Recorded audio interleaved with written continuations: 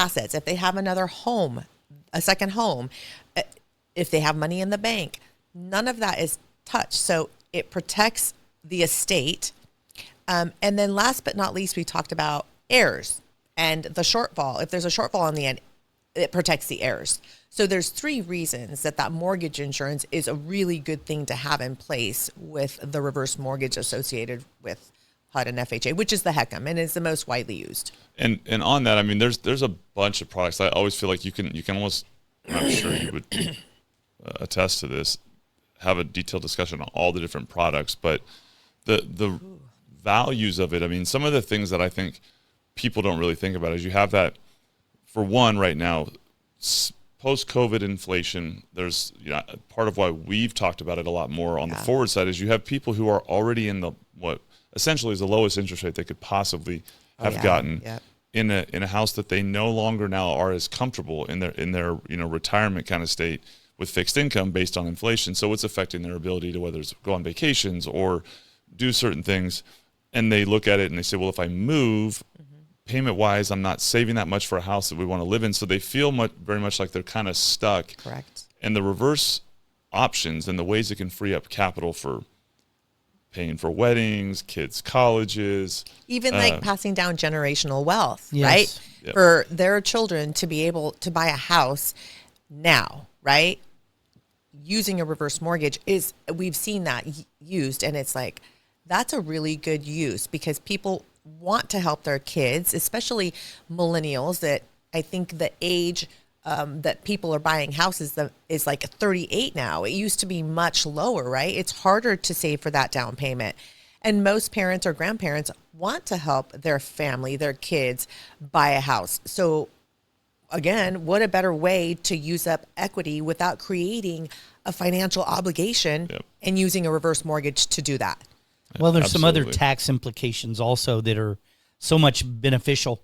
One of the things, and I think that going back to the stigmas, is this idea that the heirs might be responsible for that debt.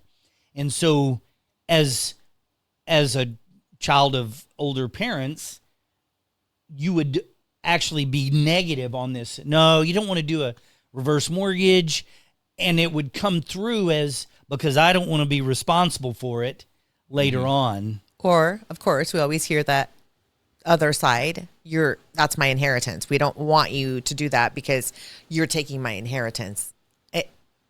Which baffles me. Yeah, that to me is just crazy. It's a very interesting mindset. I think that goes to that's a much larger discussion around it, right? But at the end of the day, from my perspective, you want your parents to live out and enjoy the life and the work that they've done and to go do things. I mean, so many people work and don't get to go places, take vacations, do the things in life and go to Europe, go whatever it is. Quality of life, right? Go enjoy the fruits of your labor in a way versus slaving away to pay the bills.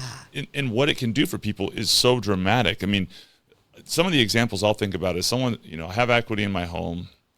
Even when I have a first that I am paying, but I do have equity, I just don't, the added payment, even the second reverse where grab the cash, use it for the wedding, the college tuition, the house, but not having a payment or pay off the credit cards, pay off the cars, improving a massive amount of cash flow. Correct. And still having a first mortgage. Like some of those things, when you start looking at the ways, it does take a lot more education to what you do. And like you said, bringing up that reverse mortgage second, everybody's normal right now.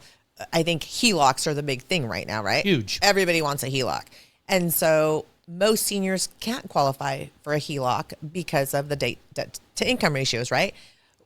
We qualify differently, but I think that reverse mortgage second that is in the market right now allows people to keep that low interest rate, as you said, because I have right now one that I'm working on where they have $74,000 in debt.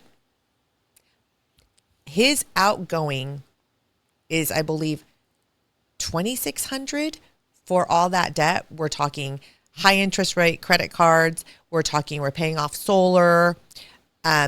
his mortgage payment is $1,200 because of that low interest rate. It's a low balance, right. But you're making such a huge dent in their cash flow every month. So we're paying off all of that debt, plus he's going to have another $50,000 to put in the bank.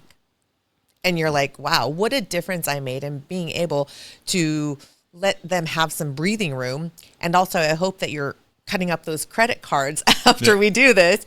But it just opens up so many doors for our senior community that they didn't have access to. Even when I started, because when I started, there was one program and one program only. 16 years ago, it was the adjustable, and that was it. And then all of a sudden, now I go to run a quote, and I can't tell you how many programs are in the software. It's like the traditional lending side now, where you really have to keep up to date. There's a lot of changes happening all the time that, it's a lot. So I would never, ever dabble. People are like, would you ever do traditional loans? No, I have enough on my plate trying to keep up with our programs, much less trying to keep up with all your programs. Yeah, so it's a lot. That's a hell of a story about a switch in cash flow for a senior citizen that probably is on limited income, Social Security or whatever the case is. So that's a really nice success story. So what do you recommend? Are you going to do a reverse mortgage when you get that age? I'm over 62. I can't wait. I'm over 62. No. Yeah, you're pushing 90. Let's be honest. That's over 62. So all of the different programs, I still obviously have a job. Do you recommend that you wait until you retire? Do you recommend where's the recommendations for someone, let's say, that's just turned 62 a while ago? Yeah. And that type of stuff. What do you suggest? So it's always going to be based off of what their financials look like and also what their goals are. Because here's the thing.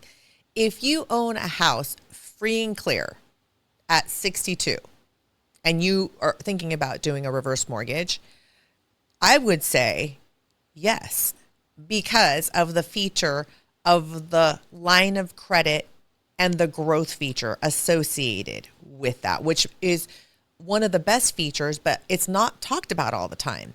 Whatever funds you are not using on a reverse mortgage can sit in a line of credit within the reverse mortgage. And there's a growth feature. So whatever the rate is, it is an adjustable. It adjusts monthly. Whatever the rate is will grow for you at an additional 0.5% added to that rate. So right now, let's just say, for example, it might be 6.5. So whatever sits in that line of credit grows for you at 7%, and then it compounds on itself over time.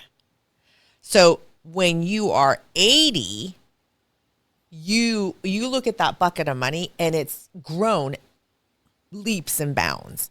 Wow, okay. So when there's somebody looking to build wealth, I would say do that. This is, explain it to them. This is how it works.